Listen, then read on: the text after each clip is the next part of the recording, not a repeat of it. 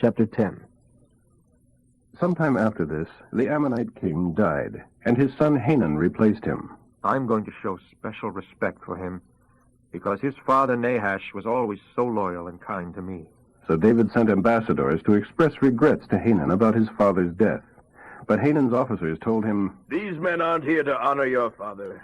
David has sent them to spy out the city before attacking it." So Hanun took David's men and shaved off half their beards, and cut their robes off at the buttocks, and sent them home half naked. When David heard what had happened, he told them to stay at Jericho until their beards grew out, for the men were very embarrassed over their appearance. Now the people of Ammon realized how seriously they had angered David, so they hired 20,000 Syrian mercenaries from the lands of Rehob and Zobah, 1,000 from the king of Maacah, and 10,000 from the land of Tob. When David heard about this, he sent Joab and the entire Israeli army to attack them. The Ammonites defended the gates of their city, while the Syrians from Zobah, Rehob, Tob, and Maacah fought in the fields. When Joab realized that he would have to fight on two fronts, he selected the best fighters in his army, placed them under his personal command, and took them out to fight the Syrians in the fields. He left the rest of the army to his brother, Abishai, who was to attack the city. Joab instructed him, "If I need assistance against the Syrians, come out and help me. And if the Ammonites are too strong for you, I will come and help you. Courage! We must really act like men today if we are going to save our people and the cities of our God. May the Lord's will be done." And when Joab and his troops attacked, the Syrians began to run away. Then, when the Ammonites saw the Syrians running, they ran too, and retreated into the city. Afterwards, Joab returned to Jerusalem. The Syrians now realized that they were no match for Israel. So when they regrouped, they were joined by additional Syrian troops summoned by Hadadezer from the other side of the Euphrates River. These troops arrived at Helam under the command of Shobach, the commander-in-chief of all of Hadadezer's forces. When David heard what was happening, he personally led the Israeli army to Helam, where the Syrians attacked him. But again the Syrians fled from the Israelis, this time leaving 700 charioteers dead on the field. Also 40,000 cavalrymen, including General Shobach. When Hadadezer's allies saw that the Syrians had been defeated, they surrendered to David and became his servants. And the Syrians were afraid to help the Ammonites anymore after that. Chapter 11. In the spring of the following year, at the time when wars begin, David sent Joab and the Israeli army to destroy the Ammonites. They began by laying siege to the city of Rabbah, but David stayed in Jerusalem. One night, he couldn't get to sleep, and went for a stroll on the roof of the palace. As he looked out over the city, he noticed a woman of unusual beauty taking her evening bath. He sent to find out who she was, and was told that she was Bathsheba, the daughter of Eliam and the wife of Uriah. Then David sent for her, and when she came, he slept with her. She had just completed the purification rites after menstruation. Then she returned home. When she found that he had gotten her pregnant, she sent a message to inform him. So David dispatched a memo to Joab. "Send me Uriah the Hittite." When he arrived, David asked him how Joab and the army were getting along, and how the war was prospering. Then he told him to go home and relax, and he sent a present to him at his home. But Uriah didn't go there. He stayed that night at the gateway of the palace with the other servants of the king. When David heard what Uriah had done, he summoned him and asked him, "What's the matter with you? Why didn't you go home to your wife last night after being away for so long?" "The ark and the armies and the general and his officers are camping out in the open fields. And should I go home to wine and dine and sleep with my wife? I swear that I will never be guilty of acting like that." "Well, stay here tonight, and tomorrow you may return to the army." So Uriah stayed around the palace. David invited him to dinner and got him drunk. But even so, he didn't go home that night, but again he slept at the entry to the palace. Finally, the next morning, David wrote a letter to Joab and gave it to Uriah to deliver. The letter instructed Joab to put Uriah at the front of the hottest part of the battle, and then pull back and leave him there to die. So Joab assigned Uriah to a spot close to the besieged city where he knew that the enemy's best men were fighting. And Uriah was killed, along with several other Israeli soldiers.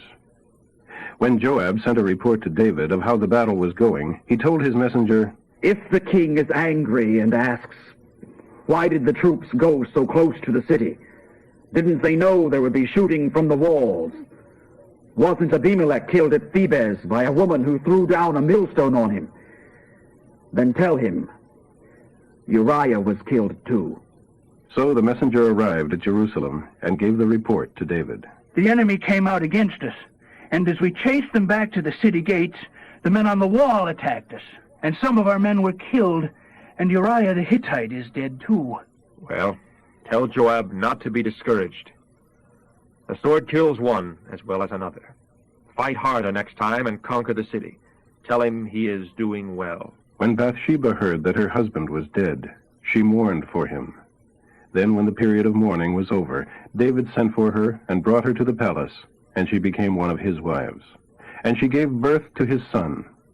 But the Lord was very displeased with what David had done. Chapter 12. So the Lord sent the prophet Nathan to tell David this story. There were two men in a certain city, one very rich, owning many flocks of sheep and herds of goats, and the other very poor, owning nothing but a little lamb he had managed to buy. It was his children's pet, and he fed it from his own plate and let it drink from his own cup. He cuddled it in his arms like a baby daughter.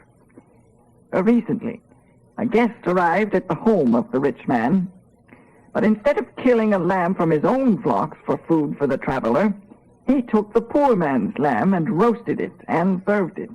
David was furious. I swear by the living God, any man who would do a thing like that should be put to death. He shall repay 4 lambs to the poor man for the one he stole, and for having no pity. Then Nathan said to David,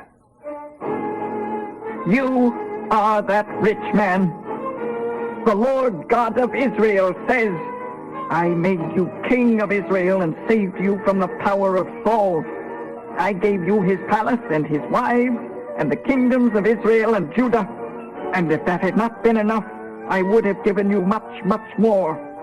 Why then have you despised the laws of God and done this horrible deed?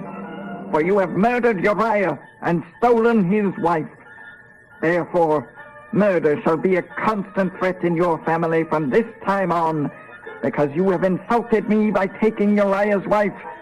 I vow that because of what you have done, I will cause your own household to rebel against you.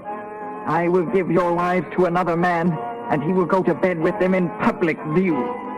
You did it secretly, but I will do this to you openly, in the sight of all Israel. I have sinned against the Lord. Yes, but the Lord has forgiven you, and you won't die for this sin. But you have given great opportunity to the enemies of the Lord to despise and blaspheme him. So your child shall die.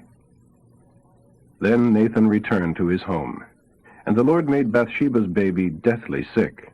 David begged him to spare the child, and went without food and lay all night before the Lord on the bare earth. The leaders of the nation pleaded with him to get up and eat with them, but he refused. Then on the 7th day, the baby died. David's aides were afraid to tell him. He was so broken up about the baby being sick. What will he do to himself when we tell him the child is dead? But when David saw them whispering, he realized what had happened. Is the baby dead? Yes, he is. Then David got up off the ground, washed himself, brushed his hair, changed his clothes, and went into the tabernacle and worshipped the Lord. Then he returned to the palace and ate. His aides were amazed. We don't understand you. While the baby was still living, you wept and refused to eat. But now that the baby is dead, you've stopped your mourning and are eating again. I fasted and wept while the child was alive. For I said, perhaps the Lord will be gracious to me and let the child live. But why should I fast when he is dead? Can I bring him back again? I shall go to him, but he shall not return to me. Then David comforted Bathsheba. And when he slept with her, she conceived and gave birth to a son, and named him Solomon. And the Lord loved the baby, and sent congratulations and blessings through Nathan the prophet. David nicknamed the baby Jedediah, meaning beloved of Jehovah, because of the Lord's interest. Meanwhile, Joab and the Israeli army were successfully ending their siege of Rabbah, the capital of Ammon. Joab sent messengers to tell David, Rabbah and its beautiful harbor are ours. Now bring the rest of the army and finish the job, so that you will get the credit for the victory instead of me. So David led his army to Rabbah and captured it. Tremendous amounts of loot were carried back to Jerusalem, and David took the king of Rabbah's crown, a $50,000 treasure made from solid gold set with gems, and placed it on his own head. He made slaves of the people of the city, and made them labor with saws, picks, and axes, and work in the brick kilns. That is the way he treated all of the cities of the Ammonites. Then David and the army returned to Jerusalem. Chapter 13. Prince Absalom, David's son, had a beautiful sister named Tamar, and Prince Amnon, her half-brother, fell desperately in love with her. Amnon became so tormented by his love for her that he became ill. He had no way of talking to her, for the girls and young men were kept strictly apart. But Amnon had a very crafty friend, his cousin Jonadab, the son of David's brother Shimeah. One day Jonadab said to Amnon, "What's the trouble? Why should the son of a king look so haggard morning after morning?" So Amnon told him, I am in love with Tamar, my half-sister. "Well, I'll tell you what to do. Go back to bed and pretend you are sick. When your father comes to see you, ask him to let Tamar come and prepare some food for you. Tell him you'll feel better if she feeds you." So Amnon did. And when the king came to see him, Amnon asked him for this favor, that his sister Tamar be permitted to come and cook a little something for him to eat. David agreed, and sent word to Tamar to go to Amnon's quarters and prepare some food for him. So she did, and went into his bedroom so that he could watch her mix some dough. Then she baked some special bread for him. But when she set the serving tray before him, he refused to eat. Everyone, get out of here! He told his servants, so they all left the apartment.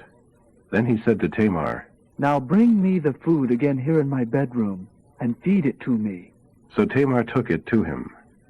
But as she was standing there before him, he grabbed her and demanded, Come to bed with me, my darling. Oh, Amnon! Don't be foolish. Don't do this to me.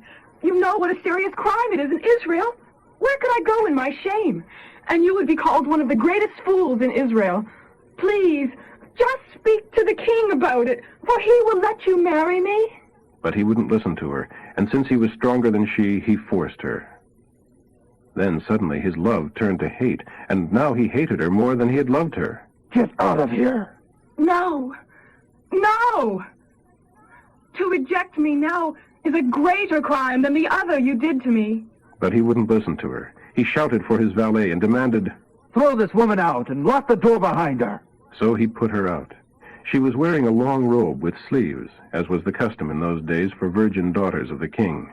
Now she tore the robe and put ashes on her head, and with her head in her hands went away crying. Her brother Absalom asked her, Is it true that Amnon raped you? Well, don't be so upset, since it's all in the family anyway. It's not anything to worry about. So Tamar lived as a desolate woman in her brother Absalom's quarters. When King David heard what had happened, he was very angry. But Absalom said nothing one way or the other about this to Amnon. However, he hated him with a deep hatred because of what he had done to his sister. Then, 2 years later, when Absalom's sheep were being sheared at Baal-Hazor in Ephraim, Absalom invited his father and all his brothers to come to a feast to celebrate the occasion. The king replied, "No, my boy. If we all came, we would be too much of a burden on you." Absalom pressed him, but he wouldn't come, though he sent his thanks. Well then, if you can't come, how about sending my brother Amnon instead? Why Amnon? Absalom kept on urging the matter until finally the king agreed and let all of his sons attend, including Amnon.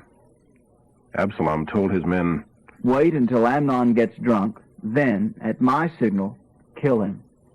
Don't be afraid. I'm the one who gives the orders around here, and this is a command. Take courage and do it. So they murdered Amnon. Then the other sons of the king jumped on their mules and fled. As they were on the way back to Jerusalem, the report reached David, Absalom has killed all of your sons, and not one is left alive. The king jumped up, ripped off his robe, and fell prostrate to the ground. His aides also tore their clothes in horror and sorrow. But just then Jonadab, the son of David's brother Shimeah, arrived and said, No, not all have been killed. It was only Amnon. Absalom has been plotting this ever since Amnon raped Tamar. No, your sons aren't all dead. It was only Amnon. Absalom got away. Now the watchman on the Jerusalem wall saw a great crowd coming toward the city along the road at the side of the hill. Jonadab told the king, See? There they are now. Your sons are coming, just as I said. They soon arrived, weeping and sobbing, and the king and his officials wept with them. Absalom fled to King Talmai of Geshur, the son of Ammihud, and stayed there 3 years. Meanwhile David, now reconciled to Amnon's death, longed day after day for fellowship with his son Absalom. Chapter 14. When General Joab realized how much the king was longing to see Absalom, he sent for a woman of Tekoa who had a reputation for great wisdom, and told her to ask for an appointment with the king. He told her what to say to him. Pretend you are in mourning. Wear mourning clothes and dishevel your hair as though you have been in deep sorrow for a long time. When the woman approached the king, she fell face downward on the floor in front of him and cried out, "O king, help me. What's the trouble? I am a widow, and my 2 sons had a fight out in the field, and since no one was there to part them, one of them was killed. Now the rest of the family is demanding that I surrender my other son to them to be executed for murdering his brother. But if I do that, I will have no one left, and my husband's name will be destroyed from the face of the earth."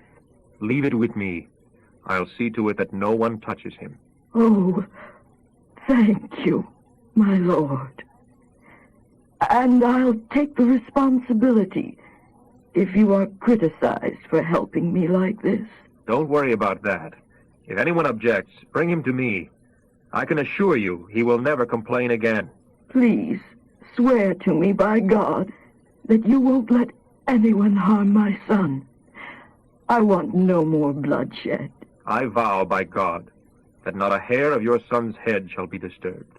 Please let me ask one more thing of you. Go ahead. Speak. Why don't you do as much for all the people of God as you have promised to do for me? You have convicted yourself in making this decision because you have refused to bring home your own vanished son. All of us must die eventually. Our lives are like water that is poured out on the ground. It can't be gathered up again. But God will bless you with a longer life if you will find a way to bring your son back from his exile. But I have come to plead with you for my son, because my life and my son's life have been threatened.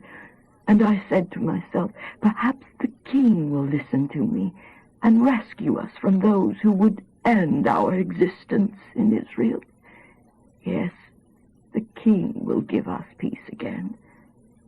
I know that you are like the angel of God and can discern good from evil. May God be with you. I want to know one thing. Yes, my lord. Did Joab send you here? How can I deny it?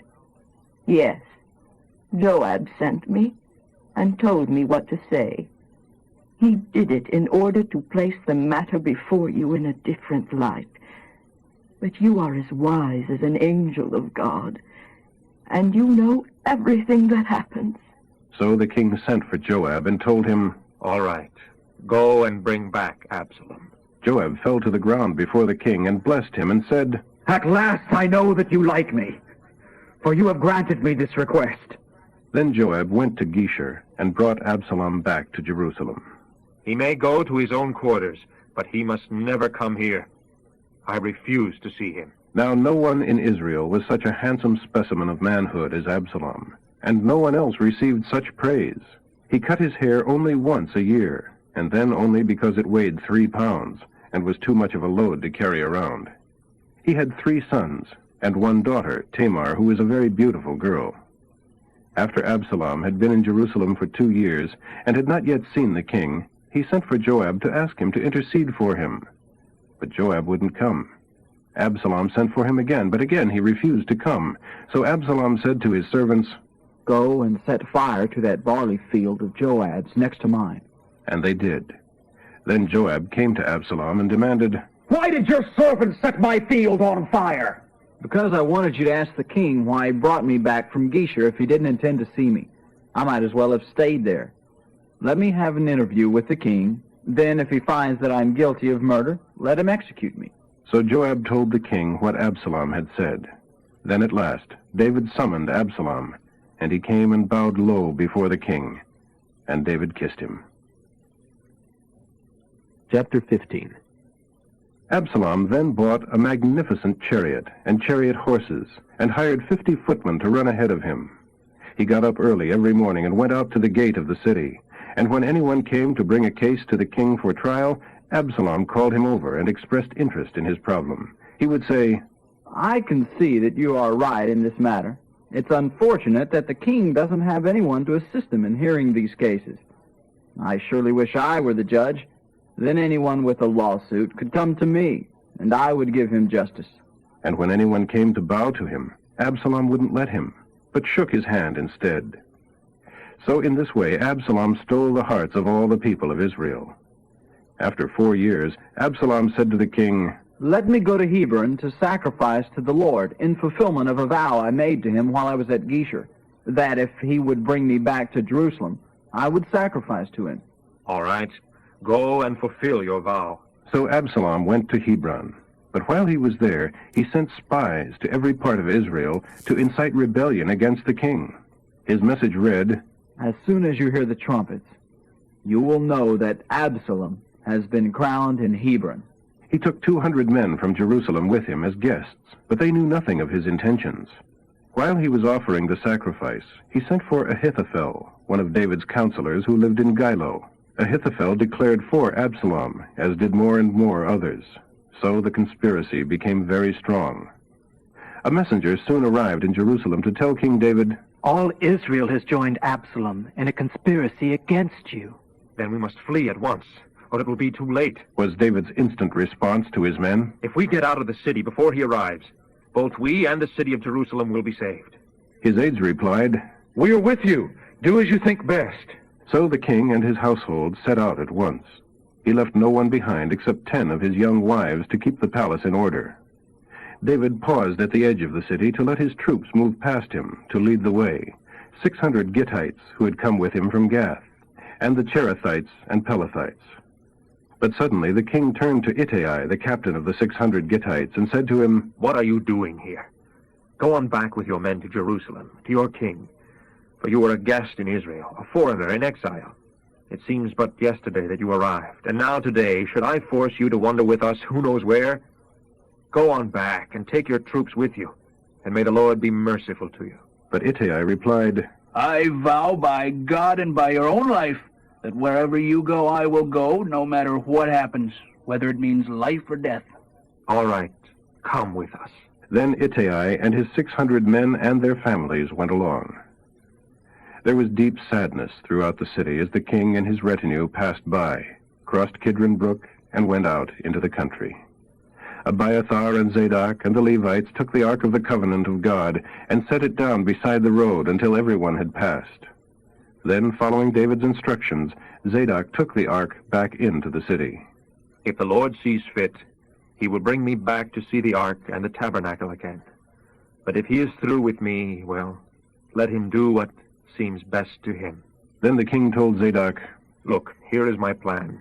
Return quietly to the city with your son Ahimaaz and Abiathar's son Jonathan.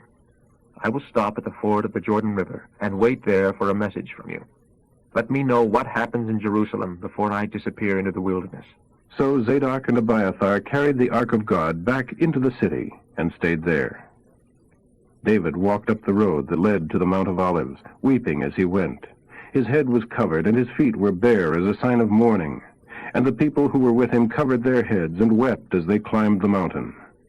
When someone told David that Ahithophel, his adviser, was backing Absalom, David prayed, O Lord, please make Ahithophel give Absalom foolish advice. As they reached the spot at the top of the Mount of Olives, where people worshipped God, David found Hushai the Archite waiting for him with torn clothing and earth upon his head. But David told him, If you go with me, you will only be a burden. Return to Jerusalem and tell Absalom, I will counsel you as I did your father. Then you can frustrate and counter Ahithophel's advice. Zadok and Abiathar, the priests, are there. Tell them the plans that are being made to capture me, and they will send their sons Ahimaaz and Jonathan to find me and tell me what is going on. So David's friend Hushai returned to the city, getting there just as Absalom arrived. Chapter 16. David was just past the top of the hill when Ziba, the manager of Mephibosheth's household, caught up with him.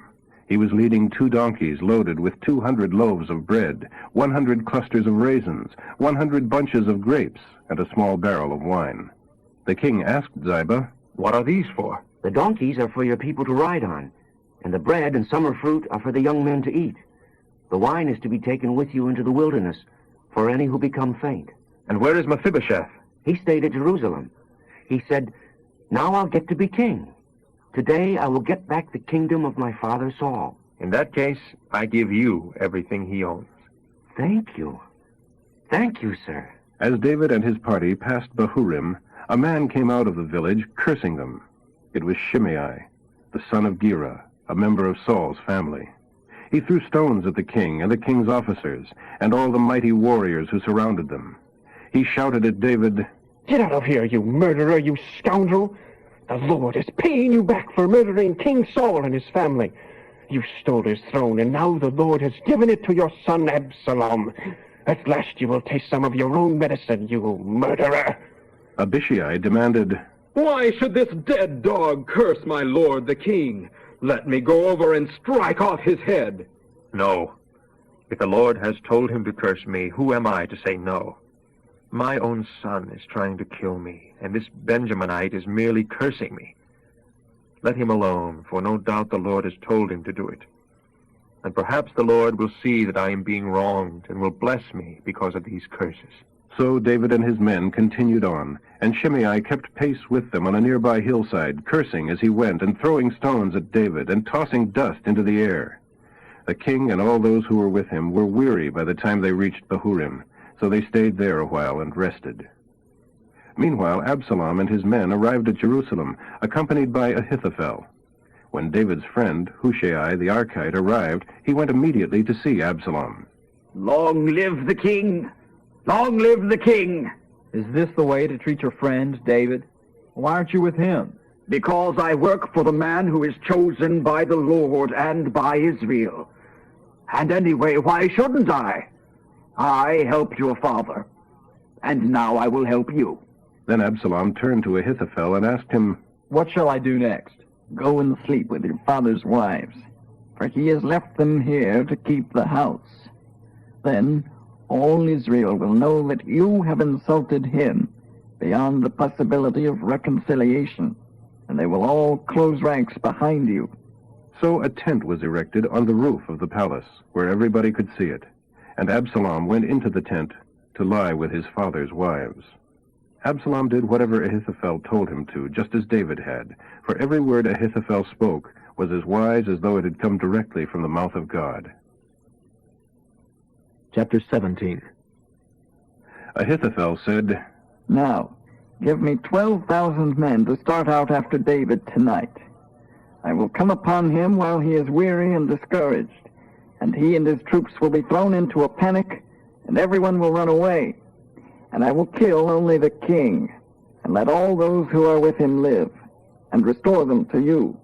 Absalom and all the elders of Israel approved of the plan, but Absalom said, Ask Hushai the Archite what he thinks about this. When Hushai arrived, Absalom told him what Ahithophel had said. What is your opinion? Should we follow Ahithophel's advice?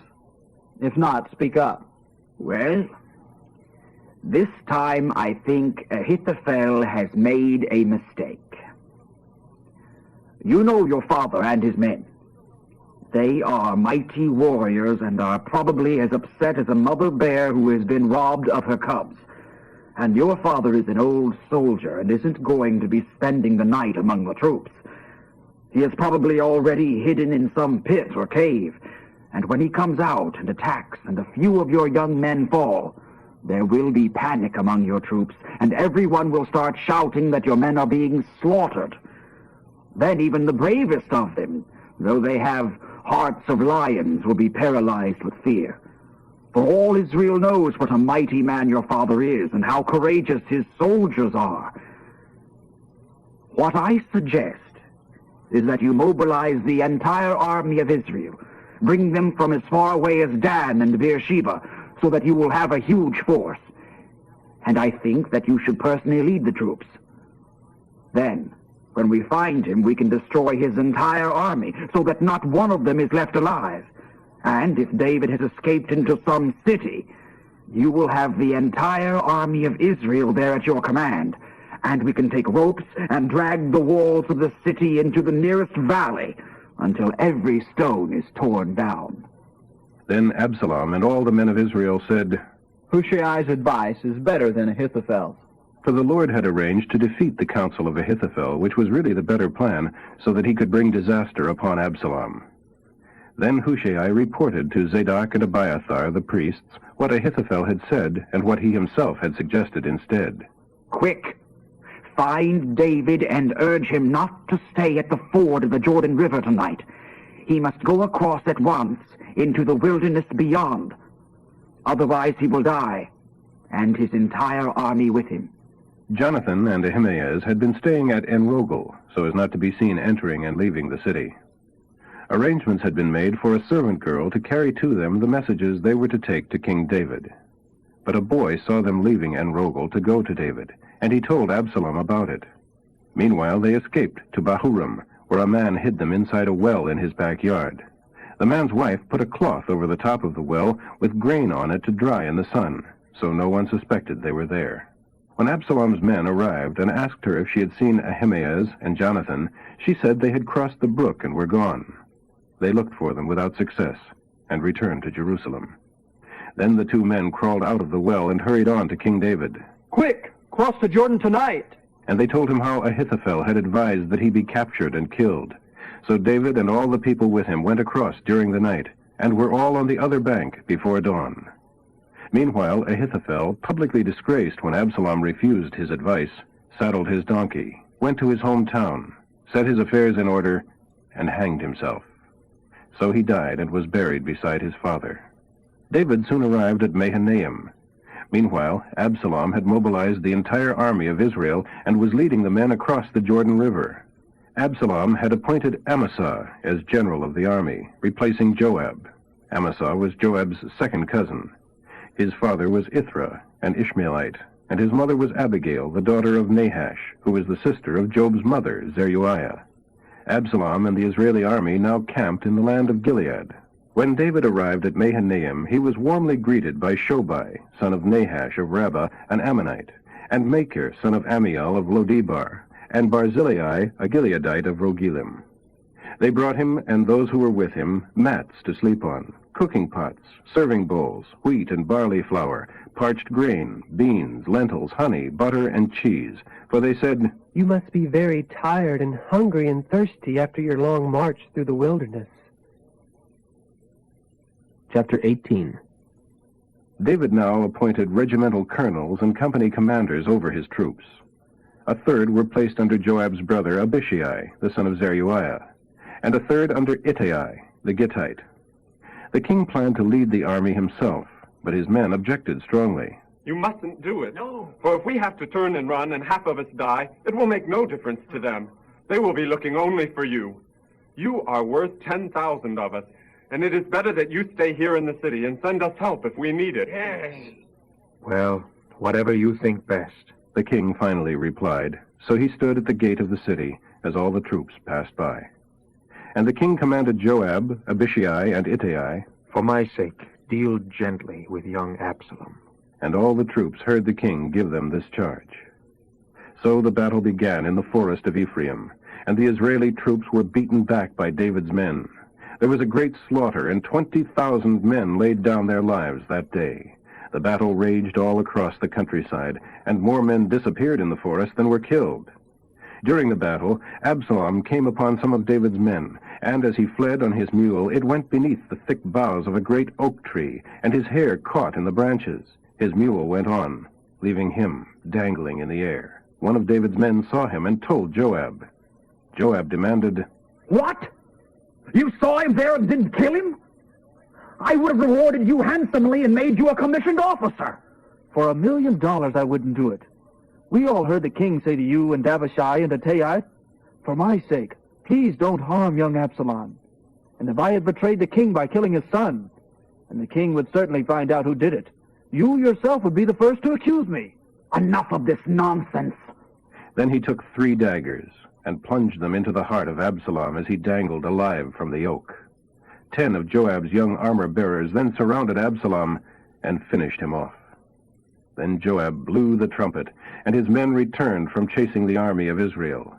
They threw Absalom's body into a deep pit in the forest and piled a great heap of stones over it, and the army of Israel fled to their homes. Absalom had built a monument to himself in the king's valley, for he said, I have no sons to carry on my name. He called it Absalom's Monument, as it is still known today. Then Zadok's son Ahimaaz said, Let me run to King David with the good news that the Lord has saved him from his enemy Absalom. Joab told him, No, it wouldn't be good news to the king that his son is dead. You can be my messenger some other time. Then Joab said to a man from Cush, Go tell the king what you have seen. The man bowed and ran off. But Ahimaaz pleaded with Joab. Please, let me go too. No, we don't need you now, my boy. There is no further news to send. Yes, but let me go anyway. And Joab finally said, All right, go ahead. Then Ahimaaz took a shortcut across the plain and got there ahead of the man from Cush. David was sitting at the gate of the city. When the watchman climbed the stairs to his post at the top of the wall, he saw a lone man running towards them. He shouted the news down to David, and the king replied, If he is alone, he has news. As the messenger came closer, the watchman saw another man running towards them. He shouted down, Here comes another one. And the king replied, He will have more news. The first man looks like Ahimaaz, the son of Zadok. He is a good man and comes with good news. Then Ahimaaz cried out to the king. All is well. He bowed low with his face to the ground and said, Blessed be the Lord your God, who has destroyed the rebels who dared to stand against you. What of young Absalom? Is he all right? When Joab told me to come, there was a lot of shouting, but I didn't know what was happening. Wait here, the king told him. So Ahimaaz stepped aside. Then the man from Cush arrived and said, I have good news for my lord the king. Today, Jehovah has rescued you from all those who rebelled against you. What about young Absalom? Is he all right? May all of your enemies be as that young man is. Then the king broke into tears and went up to his room over the gate, crying as he went. Oh, my son Absalom, my son Absalom, if only I could have died for you. Oh, Absalom, my son. My son. Chapter 19. Word soon reached Joab that the king was weeping and mourning for Absalom. As the people heard of the king's deep grief for his son, the joy of that day's wonderful victory was turned into deep sadness. The entire army crept back into the city as though they were ashamed and had been beaten in battle. The king covered his face with his hands and kept on weeping, Oh, my son Absalom. Oh, Absalom, my son. Then Joab went to the king's room and said to him, We saved your life today, and the lives of your sons, your daughters, your wives and concubines. And yet you act like this, making us feel ashamed, as though we had done something wrong. You seem to love those who hate you and hate those who love you. Apparently we don't mean anything to you. If Absalom had lived and all of us had died, you would be happy. Now go out there and congratulate the troops. For I swear by Jehovah that if you don't, not a single one of them will remain here during the night. then you will be worse off than you have ever been in your entire life. So the king went out and sat at the city gates. And as the news spread throughout the city that he was there, everyone went to him. Meanwhile, there was much discussion and argument going on all across the nation. Why aren't we talking about bringing the king back? Yeah. For he saved us from our enemies, the Philistines, and Absalom, whom we made our king instead, chased him out of the country. But now Absalom is dead. Let's ask David to return and be our king again. Return and be our king. Then David sent Zadok and Abiathar, the priests, to say to the elders of Judah, "Why are you the last ones to reinstate the king? For all Israel is ready, and only you are holding out. Yet you are my own brothers, my own tribe, my own flesh and blood." And he told them to tell Amasa, "Since you are my nephew, may God strike me dead if I do not appoint you as commander-in-chief of my army in place of Joab." Then Amasa convinced all the leaders of Judah, and they responded as one man. They sent word to the king. Return to us and bring back all those who are with you. So the king started back to Jerusalem. And when he arrived at the Jordan River, it seemed as if everyone in Judah had come to Gilgal to meet him and escort him across the river. Then Shimei, the son of Gera, the Benjaminite, the man from Bahurim, hurried across with the men of Judah to welcome King David. 1,000 men from the tribe of Benjamin were with him, including Ziba, the servant of Saul, and Ziba's 15 sons and 20 servants. They rushed down to the Jordan to arrive ahead of the king. They all worked hard ferrying the king's household and troops across, and helped them in every way they could. As the king was crossing, Shimei fell down before him and pleaded, "My lord the king, please forgive me and forget the terrible thing I did when you left Jerusalem. For I know very well how much I have sinned. That is why I have come here today, the very first person, all the tribe of Joseph, to greet you." Abishai asked, "Shall not Shimei die? For he cursed the Lord's chosen king." Don't talk to me like that. This is not a day for execution, but for celebration.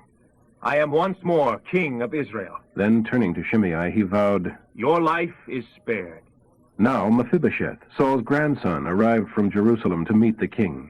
He had not washed his feet or clothes, nor trimmed his beard since the day the king left Jerusalem. Why didn't you come with me, Mephibosheth? "My lord, O king, my servant Ziba deceived me. I told him, 'Saddle my donkeys so that I can go with the king, for as you know, I am lame.' But Ziba has slandered me by saying that I refused to come. But I know that you are as an angel of God, so do what you think best. I and all my relatives could expect only death from you, but instead you have honored me among all those who eat at your own table. So how can I complain?" All right. My decision is that you and Ziba will divide the land equally between you. "Give him all of it. I am content just to have you back again." Barzillai, who had fed the king and his army during their exile in Mahanaim, arrived from Rogelim to conduct the king across the river. He was very old now, about 80, and very wealthy. Come across with me and live in Jerusalem. I will take care of you there. No, I'm far too old for that. I'm 80 years old today, and life has lost its excitement. Food and wine are no longer tasty, and entertainment is not much fun. I would only be a burden to my lord the king. Just to go across the river with you is all the honor I need. Then let me return again to die in my own city where my father and mother are buried. But here is Chimham. Let him go with you and receive whatever good things you want to give him." Good. Chimham shall go with me, and I will do for him whatever I would have done for you. So all the people crossed the Jordan with the king. And after David had kissed and blessed Barzillai, he returned home. The king then went on to Gilgal, taking Chimham with him. And most of Judah and half of Israel were there to greet him. But the men of Israel complained to the king, because only men from Judah had ferried him and his household across the Jordan. The men of Judah replied, "Why not? The king is one of our own tribe. Why should this make you angry? We have charged him nothing. He hasn't fed us or given us gifts." The others replied, "But there are 10 tribes in Israel, so we have 10 times as much right in a king as you do. Why didn't you invite the rest of us? And remember, we were the first to speak of bringing him back to be our king again." The argument continued back and forth, and the men of Judah were very rough in their replies.